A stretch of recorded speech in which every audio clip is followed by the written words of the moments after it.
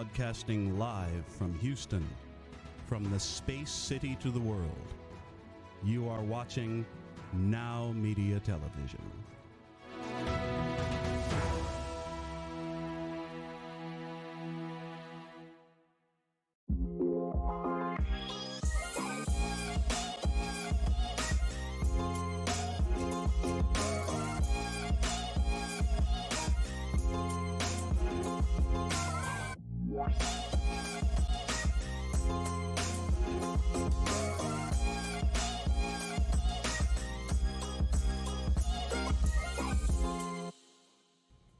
Welcome to Street MBA, where we discuss entrepreneurship from an evidence-based and practical perspective. Our overall objective being to create a network of business people that bring value to their communities. Listen, what's our quote for today? When something is important enough, you do it even if the odds are not in your favor. Ironically, that's by Elon Musk, and we got some news about him in just a moment. I want you to stay tuned to Street MBA.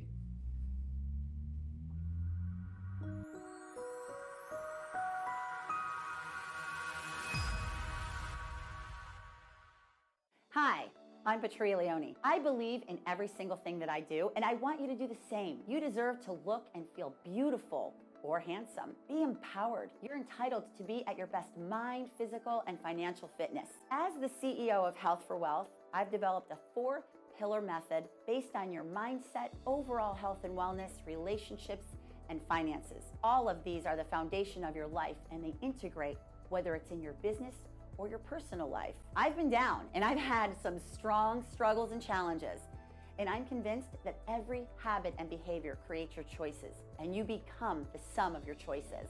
You want to feel better, look better, eat better, think better, work better, love better, perform better, be better. What are you waiting for? Remember, you have only one life, one body, and one mind. And there's a solution to every circumstance, and it starts with you. It's time for you to take charge and thrive now. Invest in yourself. To schedule your free 30-minute consultation that has every potential to change everything, call now at 602-910-1340 or visit forhealthywealthy.com. You can follow me on Instagram at Patria Leone or follow me on Facebook at Health for Wealth LLC. And don't forget to check out my podcast on YouTube at Health for Wealth.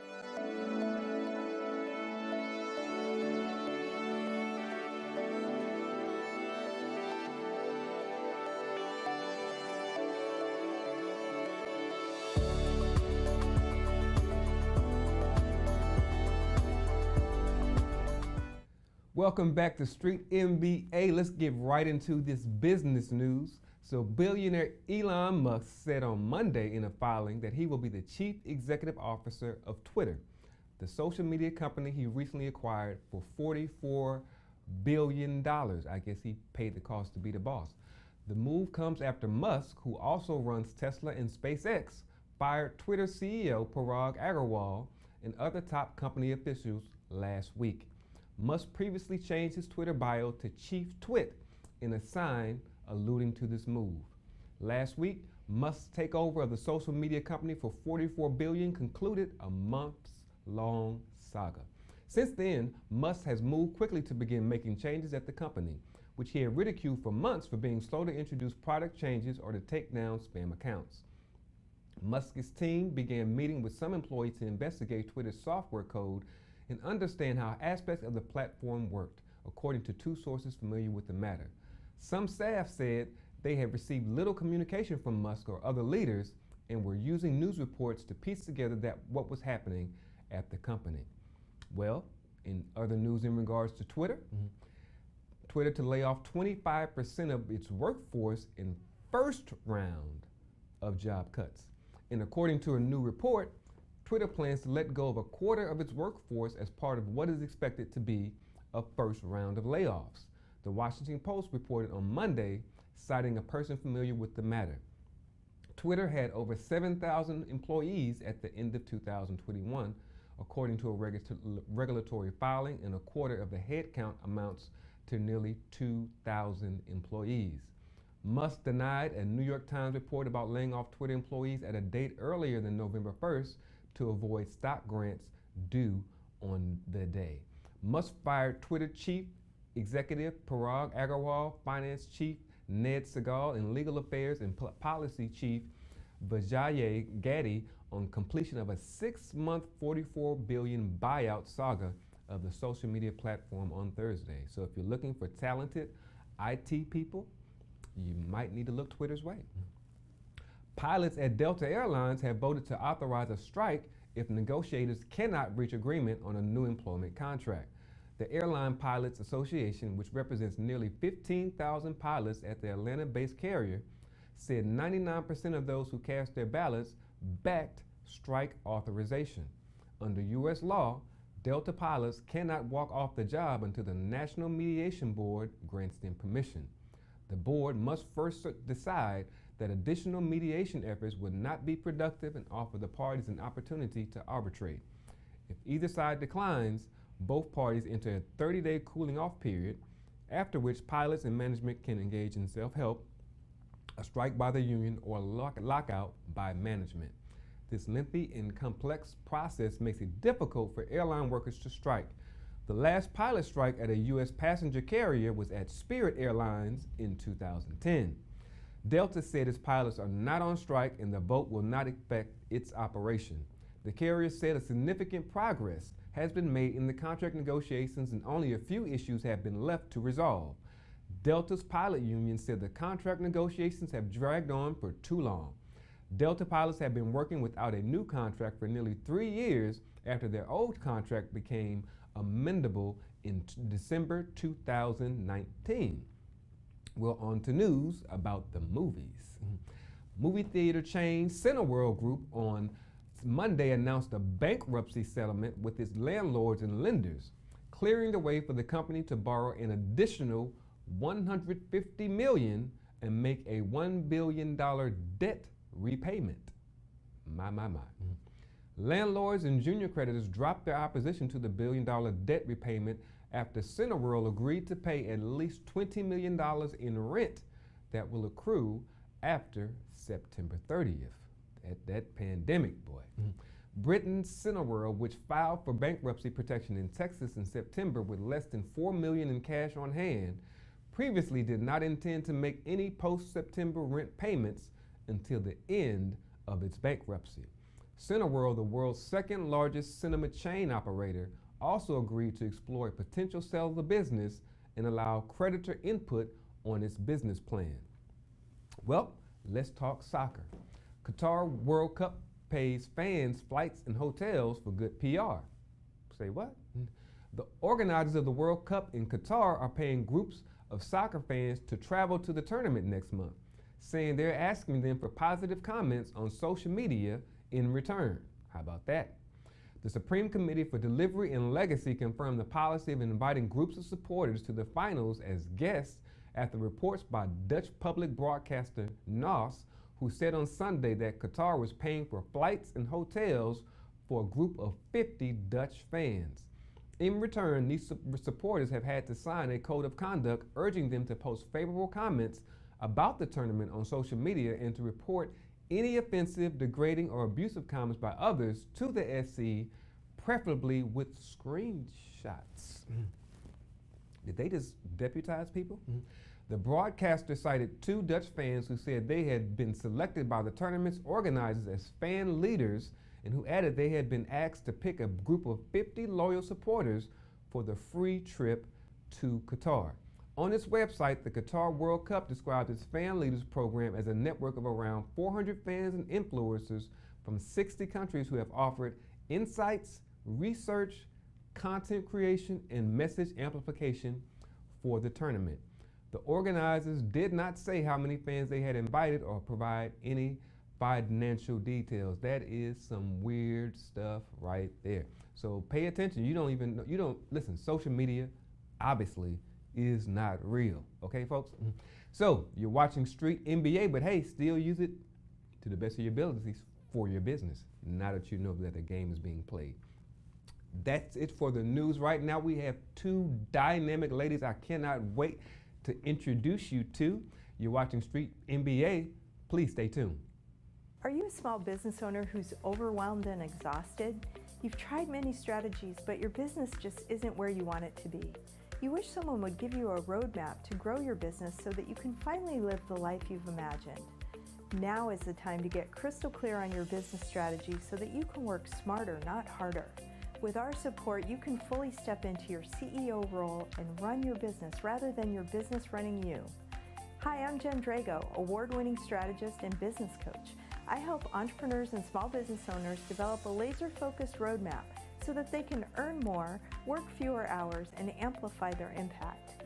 Let's face it, most of the small business advice that's available online is cookie cutter and filled with fluff that will never serve you. It's time for you to stop doing things that aren't moving your business forward. I will help you develop an actionable, focused plan to grow your business in a way that lights you up. Contact me today at peaktoprofit.com to get started on your business growth roadmap.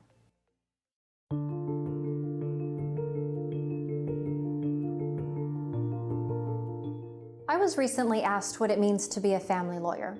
What is family law?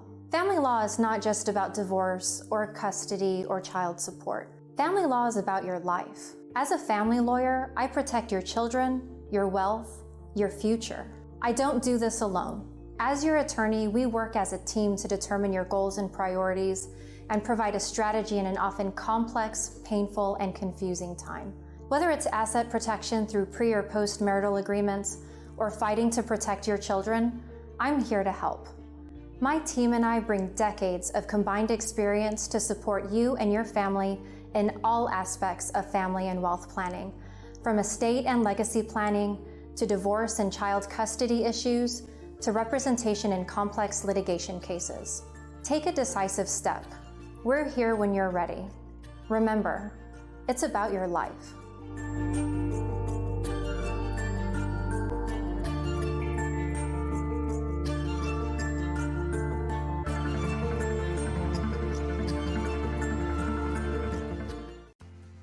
If you've had the same insurance agent for years, when's the last time you got a second opinion?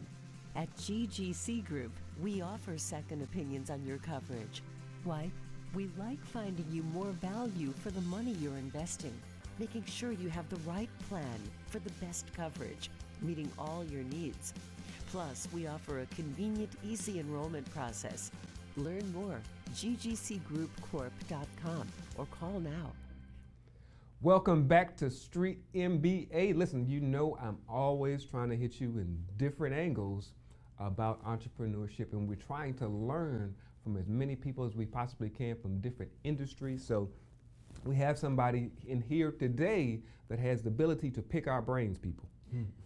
I mean, literally, she can pick our brains because she is are you a psychologist or a psychiatrist? I'll let you explain in just a moment. Listen, I have Dr. Rochelle Whitaker. Her real focus and her real expertise is in maternal mental health, right? She's going to explain that to us today. But first, I'd like to introduce you to our Street MBA audience, Miss Dr. Rochelle Whitaker. Welcome, Doctor. Thank you so much. Thank you for having me, Jonathan. Well, I'm glad that you're here. So, can you please explain to us what a maternal mental health expert is and how you even got to be a doctor in the first place? Sure. So I'll start with the maternal mental health expert piece.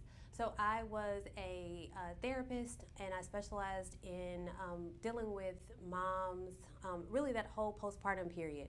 Okay. And so that includes postpartum depression, postpartum anxiety, all of the things that can happen to moms after they have a baby from a mental health perspective. And so that's where the maternal mental health expert comes in. And you asked me. Let me ask you this, though. Sure. Ask you another question, because we're going to get you to your origin story in just a moment here. But I want to. Can you distinguish for us the difference between a therapist, a psychologist, and a psychiatrist? What are the differences, or do they overlap? How does that work? So therapists and psychologists, oftentimes those are intertwined, but sometimes not. So they're different licensures. So it depends on who you're talking to and what you're talking about. So therapists usually have a master's degree in counseling or counseling psychology, and they are licensed professional counselors or licensed psychological associates. And then you have a psychologist who has a PhD in clinical counseling or school psychology, there are other fields that you can have a psychology, be considered a psychologist. So my PhD is in educational psychology. And so psychologists and psychiatrist is a medical doctor. They've gone to medical school and they focused on diagnosing mental health issues like bipolar, depression, things like that. Which you hear so much about, so much pop psychology because everybody thinks they're a psychologist. Well, what is it? A psychiatrist now. After giving us that definition, everyone thinks they can diagnose people nowadays in reference to that. But we're not going to go off into that tangent. What brought you into the field of wanting to even speak to people and help them with their mental issues? Ooh, so this takes me way back to high school. I took a psychology class and in high school. In high school. Where'd you go to high school? Elkins High School. Stop it! Right here in the Houston area. Yes. Really? So you grew up in Missouri City? I did. We have to have a whole nother conversation. Okay. But I took a psychology class in high school and I loved it. Not only that, but I had friends that were constantly asking me, telling me about their problems and asking me for solutions. And so it was just kind of like a natural thing. I said, you know what? Wait. So you were your friend's counselor? Yes. In high school? In high school. How did you, this is something that would just, like people say, it's not on me, it's in me? Is that just something about you that people just want to tell you their problems? Pretty much. Since you were a child? Yep, since I was, in high school. And then it just kind of carried on throughout. Really? Yes, I'm a good listener, so. Okay. Yeah. Okay. I can attest to that. I find myself telling you things that I don't tell other people. Just literally just found myself and even thought about it in the moment. But that's a whole other conversation. Interesting. So you went from, you obviously you weren't initially a PhD, but as you progressed, how did you come up through the ranks, so to speak? So I had what I call tunnel vision. So I had a plan. Okay. And at the time, my plan was to go through 4 years of college, and then to get my PhD was going to take 5 years. Thank God that trajectory kind of went off course. Okay. So I did do 4 years of undergrad at Grambling State University, the Grambling State University. Oh, okay. And then I left there and I went to UTIP because I thought I wanted to do psychology and law. I wanted to work in the prisons, and I wanted to work with men in the prison system, helping them to deal with whatever issues they had that got them there so they could come out and be better. But when I got to UTIP... So wait. You can't be quick on that. That's not something that regular folks even think and talk about. That's not even something most people in society even consider. So how did you get to the place where you were thinking about the people that were or are behind bars? So I don't necessarily know that it was, when looking back now, it wasn't really about the prison setting. So it all started, I had a cousin that's a couple of years younger than me, and he had ADHD. Okay. And his mom moved here. And she moved here with her and her kids, and so they were staying with us, and she made the decision that she wanted to be independent on her own, and so she needed to go into transitional living so then she could get into an apartment. Okay. Well, my cousin was too old. He was, I think, 16 at the time, and so he couldn't go with her to this place because he was male and he was 16. So he ended up going to a men's shelter, and it broke my heart. And I mean, at the time I wasn't old enough to be able to do something about it. And so what I've since learned is that it has been my unconscious desire to save boys, men, and so I think that led me into wanting to work in the prisons, but I didn't know that, Wow, so when did is this something that just occurred to you later on, that this was a silent motivation or undercurrent, as I like to say, going on in your thought process that was driving you to that particular area? Actually, yes. So I knew he was part of it, but I didn't know how it all connected. And not until we kind of met and got into the Goldman Sachs program, and I talked to my business advisor, and he said, "You've been living out your purpose this whole time." And I was like, "Wait, what?" Really? And so then I started, just things started coming to me, and so it all made sense. Wow. So you don't. So that's a thing in your life. You don't even realize the things that are motivating you that are pushing you toward goals and desires that you may have for yourself. But when you look back on it and you just do some self-reflection, you can begin to see that's just the beauty of life, as I like to say. It is. But as you continue, because we want to go a little bit deeper here, as you continue growing and you have your motivation to reach out to people and to make an impact in your community, you also are running a business. Yep. Am I right or am I wrong? You're right. So it's not just about the good stuff, because when I say the good stuff, I mean doing good for others. Yes. But you also need to be able to manage things. So tell me a bit about that journey of the entrepreneurial side to the therapy and the teaching and the reaching out that you do. Oh my gosh. So the business side, so I was trained, I knew what it was to be a therapist, but to be a business owner, that was, oh my gosh, a huge learning curve. And so when I decided that I was going to go into private practice, there were so many things that I had to learn. There was this book, actually, I can't remember who the authors were now looking back, but it was a book on how to start a counseling practice. And so it talks about everything from establishing the LLC, if you wanted to do the LLC, insurance, all of that. And so I really used that as a guide, because I was looking for a mentor, but unfortunately I wasn't able to find one. So that book was kind of what helped me to form the business, as it is. So you mentioned not having a mentor at the time when you first started out, but have you found a mentor now? Somewhat. Yes and no. So yes and no. It's kind of a difficult question to answer. Yes, in some respects, in some parts of what I do, and no in other parts. So, because there's a plethora of things that I do, and so I haven't really found like the mentor that can help me in every aspect, but in different pieces. Well, you're obviously multifaceted, so you may need different coaches for different areas of your life. I know myself. I have an artistic side, so I have people that I look to help me in reference to that. And then on the business side, I have people, and of course on the spiritual side, there are people, So tell us though, what are some of the things that you're doing and some of those facets of your character that we are unaware about? So I do speaking, professional development trainings, and I do those in schools. Also do professional. So you don't have a problem being in front of a crowd? No, but it's not something that I'm naturally drawn to. Oh no, so how did you get into speaking then?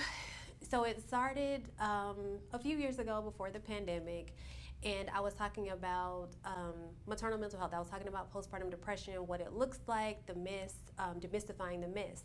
And I don't even know how I ended up speaking at this event, but what happened was after the event, there was a lady in the audience, and she said, "Oh my gosh, I thought I was going crazy."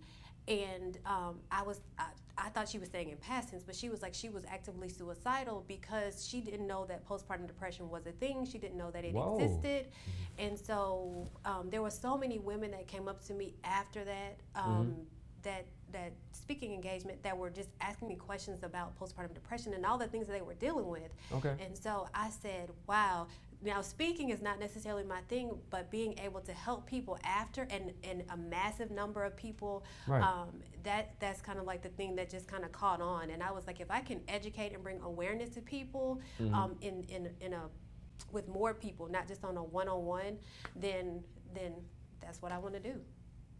Oh wow, oh wow. So you actually were voluntold to get into that particular industry right there. Do people say that you're a pretty good speaker? Because you seem to speak quite well here on camera.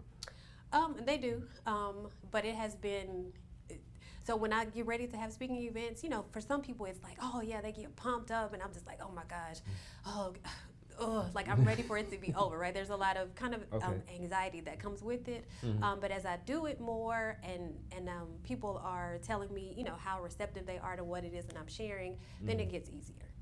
Okay, so you didn't come into it being excited, because I'm one of those strange people. I'm one of those weird people that get pumped up. I don't know if you saw my energy when I came into that. I'm relaxed. It's just another day. We're in here. We're gonna do the show. Now inside, I'm excited, about doing the show and having the opportunity to have this conversation with you, because I know just the energy I get from speaking with people like yourself, entrepreneurs, people out here that's trying to impact their communities. I know what that brings to me, just having the experience, let alone being able to communicate that to a larger audience. So, but some people are very different. Some people are more like yourself, where it's something that they do because they desire to get the message out, but it's not necessarily something that they are excited or they have enthusiasm necessarily to do. But I want the people that are out there to know that you can still do it. Yes. Even if it may not be the most comfortable thing for you, you can still get through that nervousness and be able to be effective to people. Can you speak to that a bit? Oh, sure. Yes. So the thing about it is, I think, is the impact that you are able to have on other people. And so if you're about impacting lives, changing lives, transforming lives, then your nervousness or your anxiousness about speaking, you kind of put that to the side, or put that kind of behind you to get the message out, so that, because you know that you're helping somebody. And I think if that's what your ultimate goal is, then you can do it. And you can do it, and you don't have to be excited about speaking to be a speaker. There are lots of speakers who don't necessarily like speaking, and I had a professor that told me every time he got ready to teach a class, he would be nervous, and he had been doing it for years. Right. But he did it because he loved teaching and he loved helping students. So, So let your North Star, let your true motivation, let your why, whatever analogous term you want to use, let that be the thing that energizes you to do the thing that you may not necessarily feel be comfortable doing. There's lots of things. We're grown-ups here. We don't do stuff just because we like to do it. We do stuff because it needs to get done, right? Exactly. That's what you do as a grown person, and that same principle extends beyond just going to work every day and paying your bills. That goes to even your assignment necessarily that you have in the earth to do. So, having said that, you obviously are a wealth of knowledge, and I want to make sure that people can contact you and interface with you in any way possible. So please tell us how we can keep in contact with Dr. Whitaker. Sure. So you can reach out to me. I'm on Instagram, not as active, but it's Dr._Rochelle on Instagram. On LinkedIn, just type in my name. You can find me on LinkedIn that way. You can also, I have another website, RochelleWhitaker.com, ProvidentialCounseling.com. So yeah, any of those social media avenues, you can find me. Listen, I'm not going to summarize too much right now because you gave us some jewels. Those jewels, we term them as street knowledge here on Street MBA. I'm going to try to bring some of that out. Looking at your North Star and being motivated by your passion to go beyond your fears. Listen, we can write a whole book, right? We can write a whole book. But I'm so glad that you came.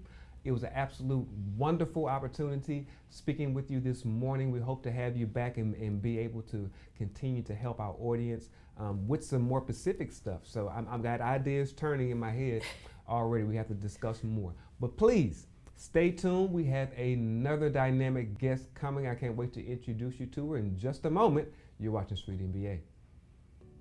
Hello, my name is Colleen Meagle, and I'm an attorney. Let's talk business. Do you have a business that you want to buy or sell?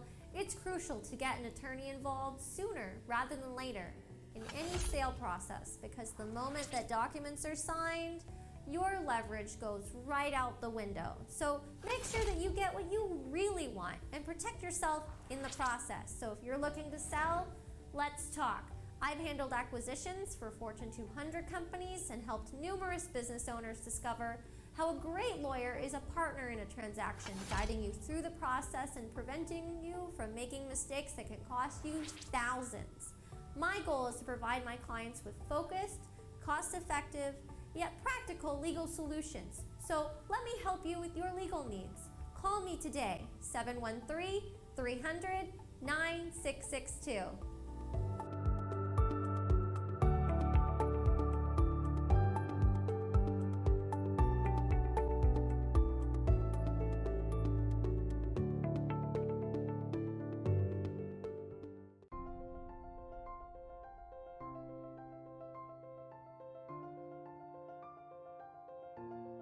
Hey there, thanks for taking time to watch this video. My name is Sherman On. My purpose is to leave a legacy by positively impacting others. I've chosen my career to work at Hotelling Insurance Services. We are a nationally licensed and fully independent risk management family office. Hotelling Insurance Services specializes in developing robust protection strategies to meet the unique needs of our diverse clientele. With over 20 years of experience in navigating the distinct exposures that arise in advanced risk mitigation planning, through our all-encompassing approach, we develop high-level estate and business solutions, employee benefit programs, and property and casualty strategies. If we can be of benefit to you, your family, your business, feel free to reach out to me. You can reach me on my cell phone at 262-271-4411. We look forward to hearing from you and hearing your story. Have yourself a fantastic day. Sherm's out.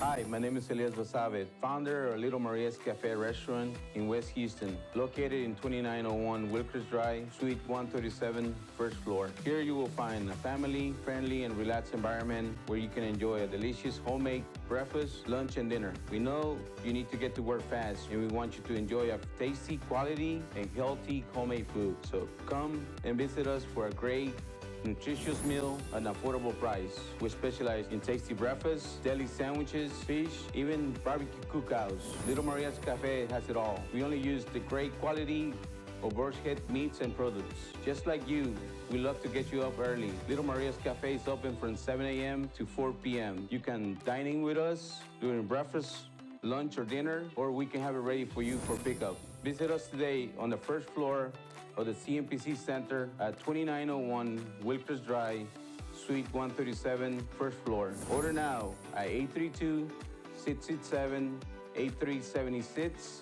Little Maria's Cafe. Everybody deserves health care. Home, food, education, justice, respect, dignity, equality, life.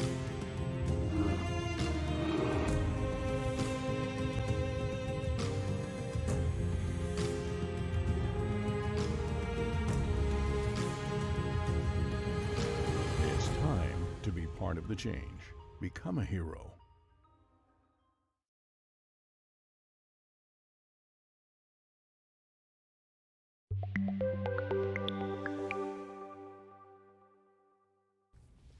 Welcome back to Street MBA. Listen, I got a treat here for you.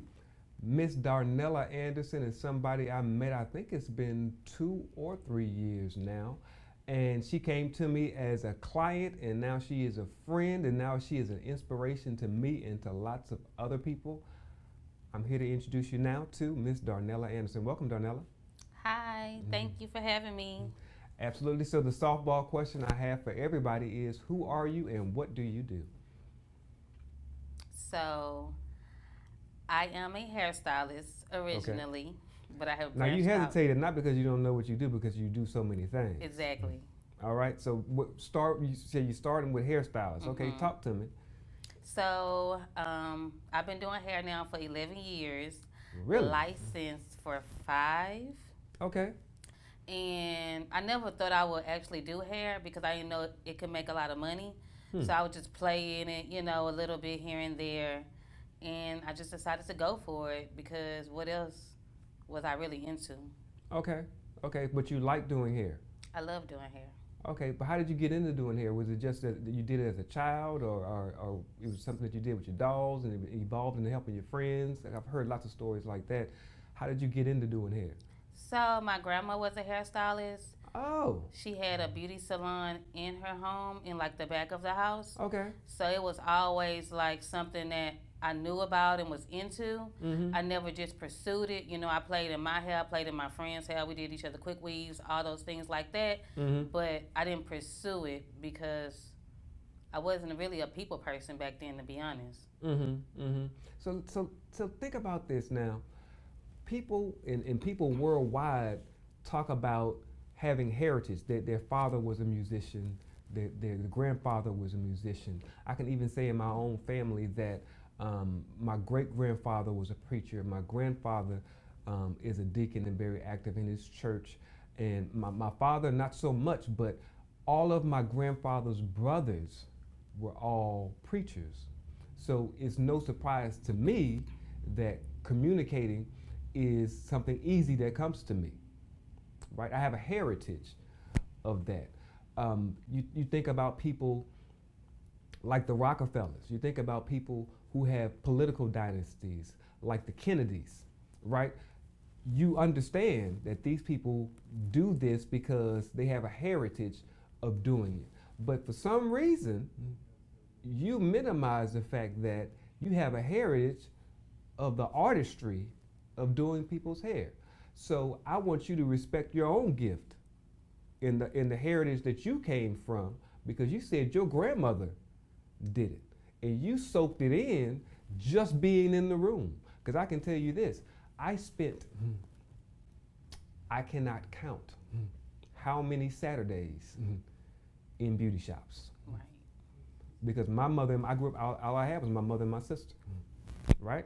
So, and my sister's 6 years older than I, so most of my life that I remember, she was getting her hair done also, every Saturday. So you can imagine the hours upon hours. That was just, remember, it's just us three. Right.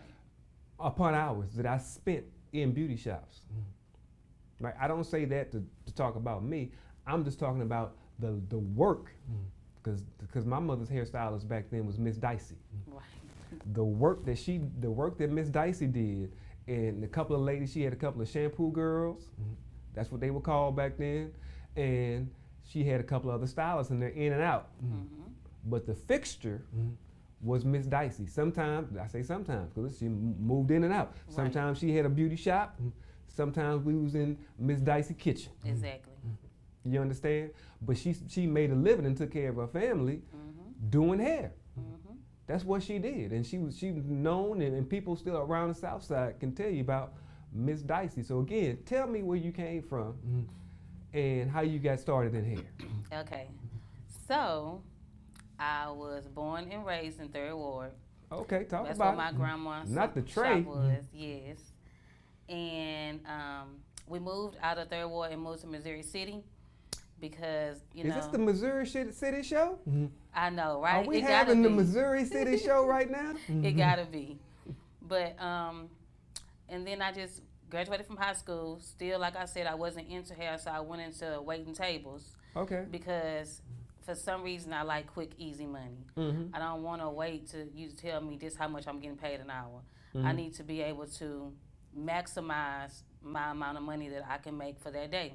That sounds like an entrepreneur mindset right there. Please Right. continue.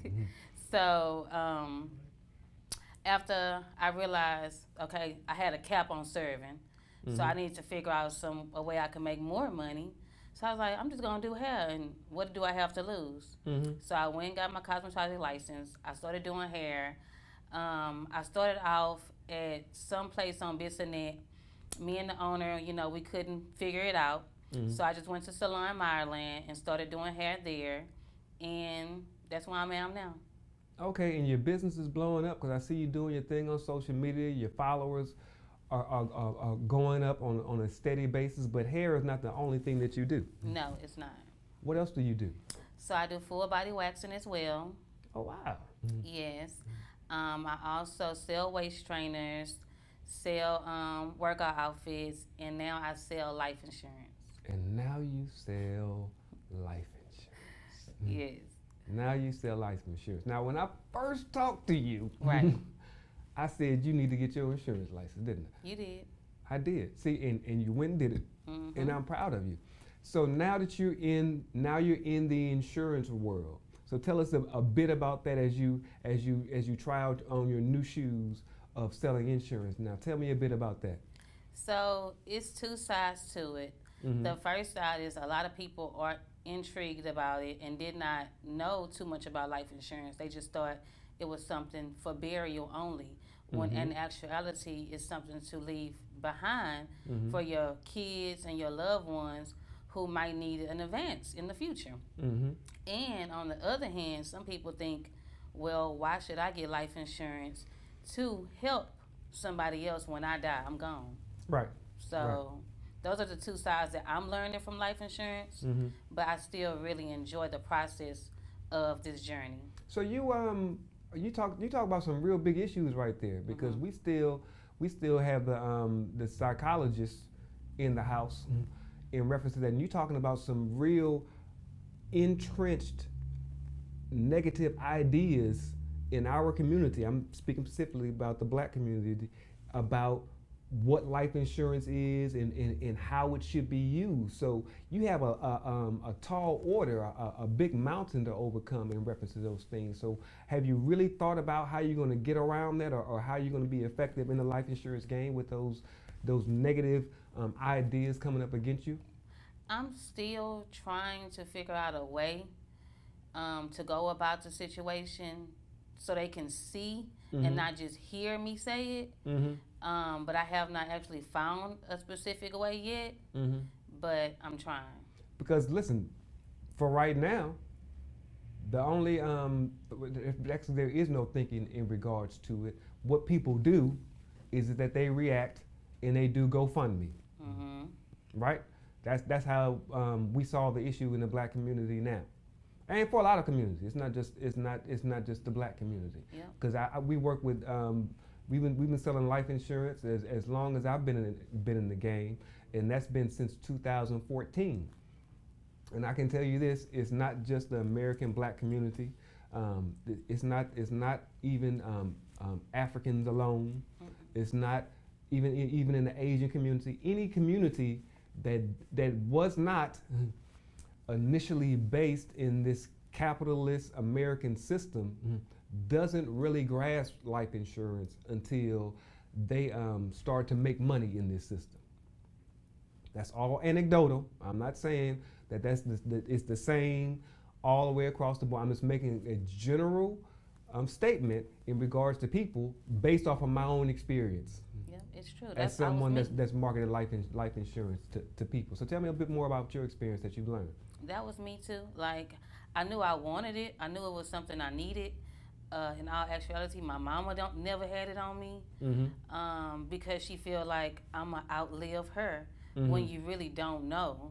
Right. So when I started making a decent amount of money, I was like, why not invest in something for the future to help bury me and to help my loved one go on without grieving and being depressed when I'm gone.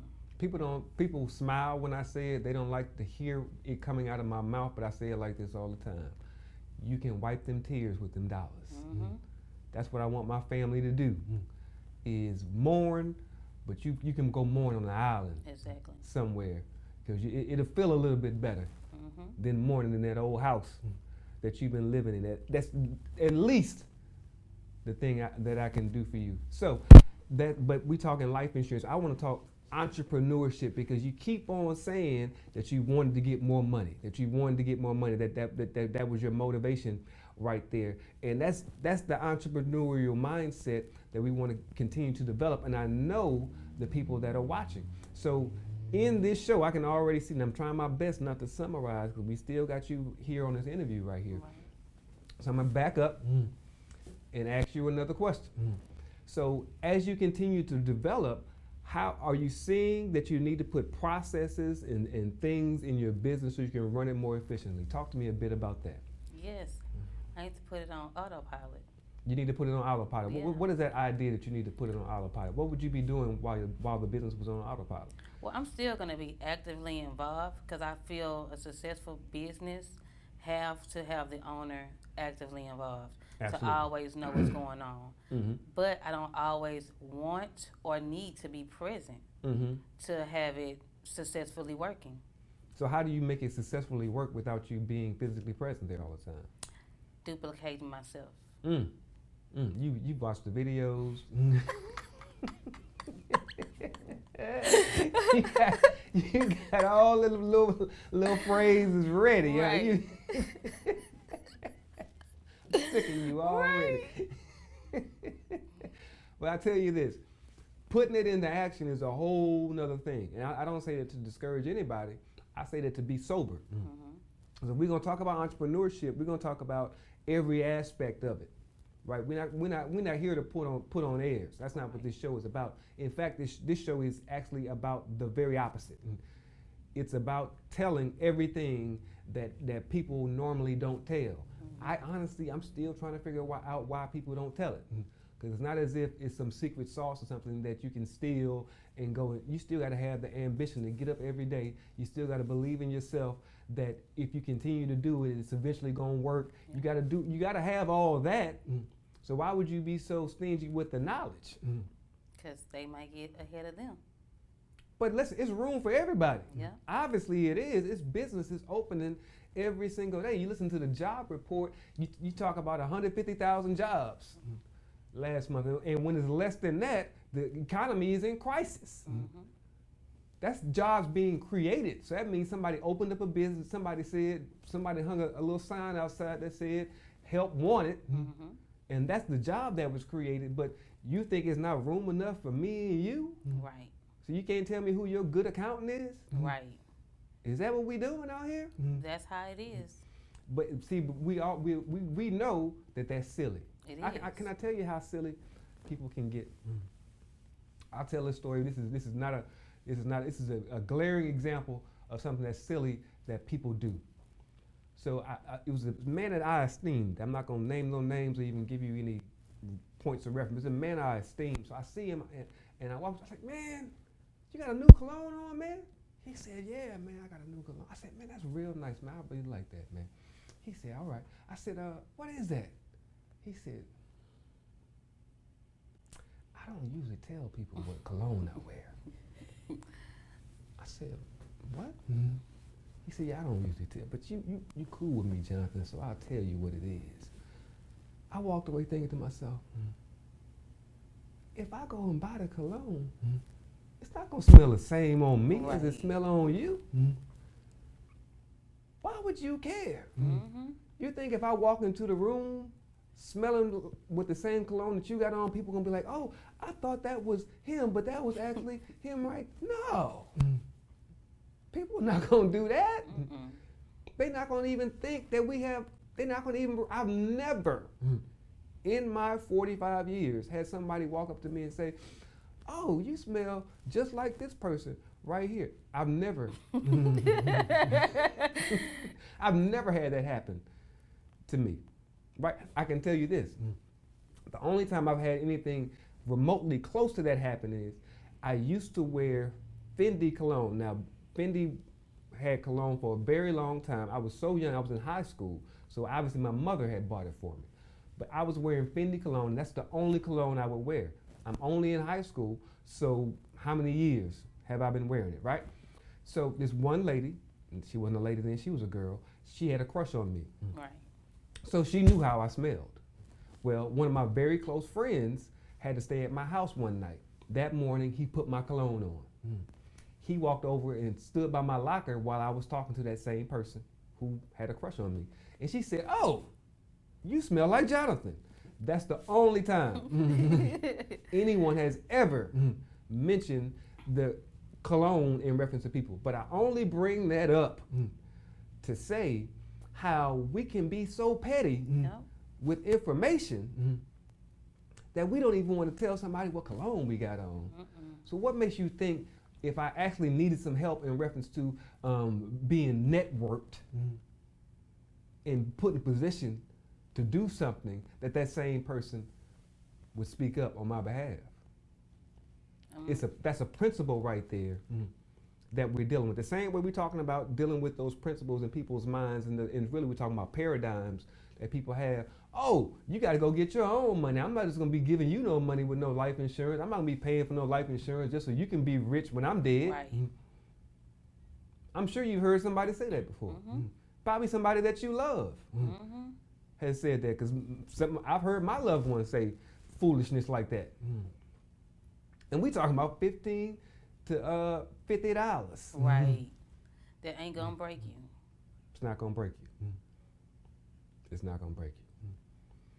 So, having said that, with that mindset to get out there and reach the people, I wanted the Street MBA audience to know this, because I'm really prepping the audience and you a bit. I've talked about entrepreneurship, I talk about mentorship and all those things, and we want to extend some of the knowledge we have that we share on the show. We're going to extend it to you as well. So we want you to come back as your business develops. We're going to actually walk right alongside you and try to help you with the knowledge that we're gaining. Because listen, I'm in class right now too. You just met one of my fellow students that I'm in class with right now in the Goldman Sachs program. So as I continue to progress through that and apply the knowledge that I'm learning in there, I want to share that knowledge with you. So you can go back into the community and make the impact, increase the impact that you're making already. So we're going to see a bit more of Miss Darnella as we continue to go along in the show.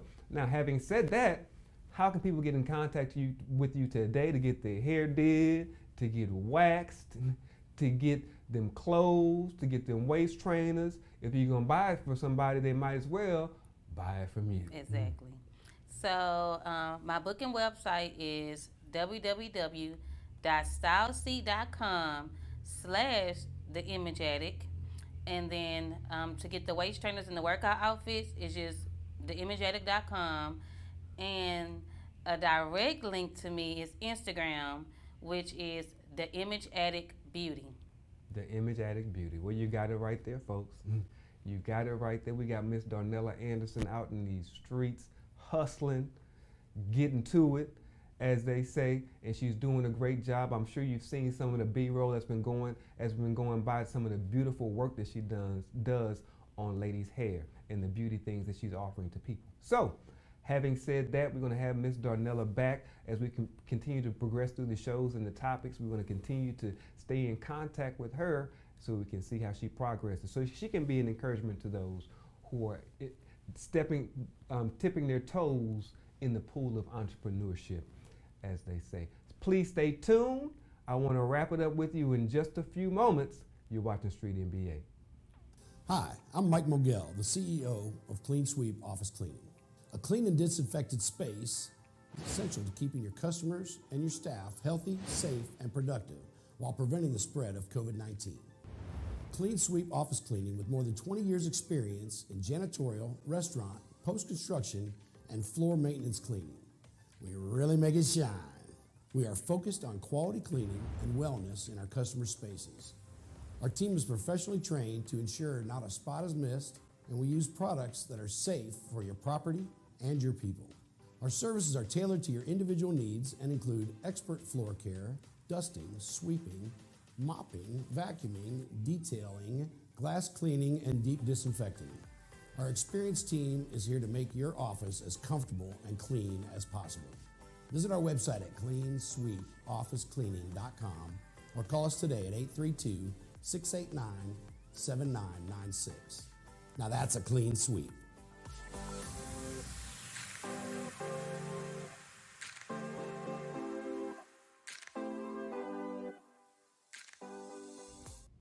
Wow, wow, wow, wow, wow. Did you see that? Huh? Did you see these ladies on here today? Listen, every single time I have a show, I know I do the same thing. Y'all probably tired of me being over the top about the conversation that we had and the things that we learned and all that stuff. But listen, this is genuine, authentic enthusiasm about these conversations around here. Darnella. So not everybody in the audience, but listen, the show is currently shown in a few places around Texas. Channels are popping up because we have terrestrial channels. I do all of the show breakdowns and the channel breakdowns. We have several channels here in Texas. We have Atlanta, Chicago as well, but of course Mexico City is a very large market that the show is broadcast in. But just so happened that with all the immensity of all the people that watch the show, people that I know that are in my network, I just so happened. Now I didn't know this. I don't do as much preparation for the show as you might perceive on the other side of the camera. These two ladies both grew up in my neighborhood. I didn't plan that. I didn't even know that they grew up in my neighborhood.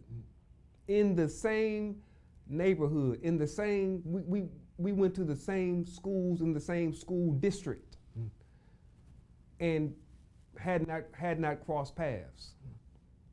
Now, I do know Darnella through my sister, but they didn't go to school together. That's not how they met. But that's just how the world works.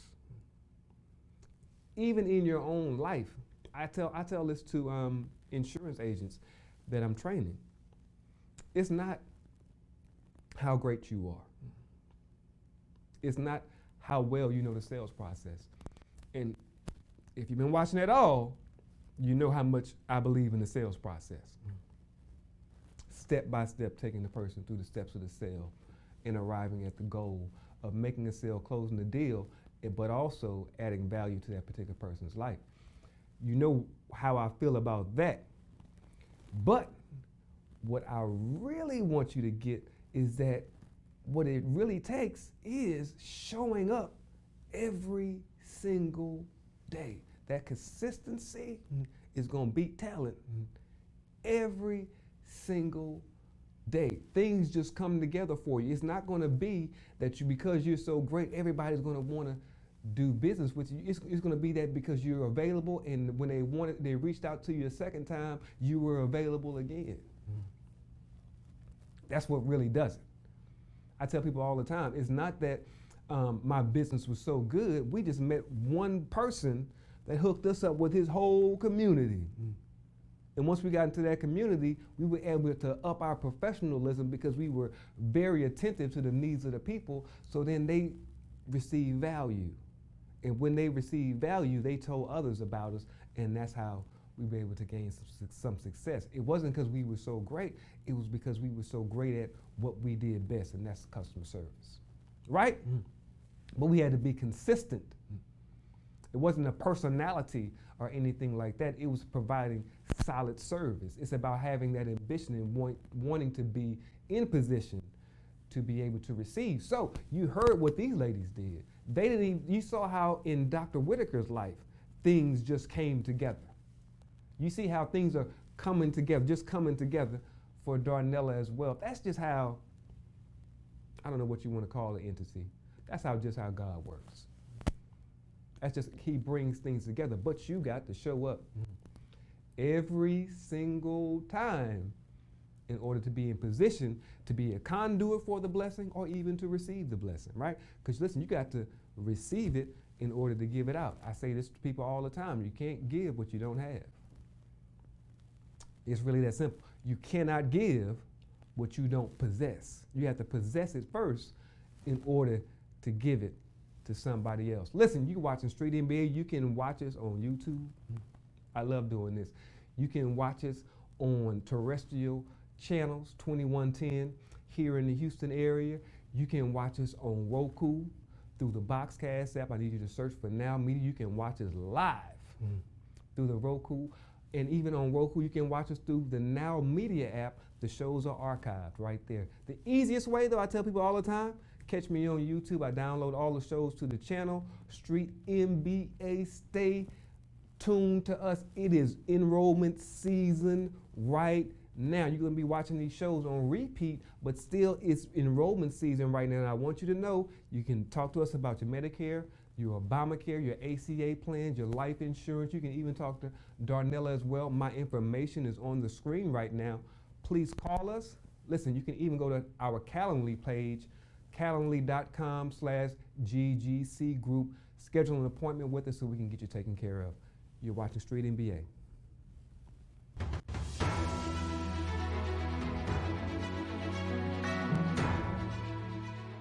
This has been a Now Media television feature presentation. All rights reserved.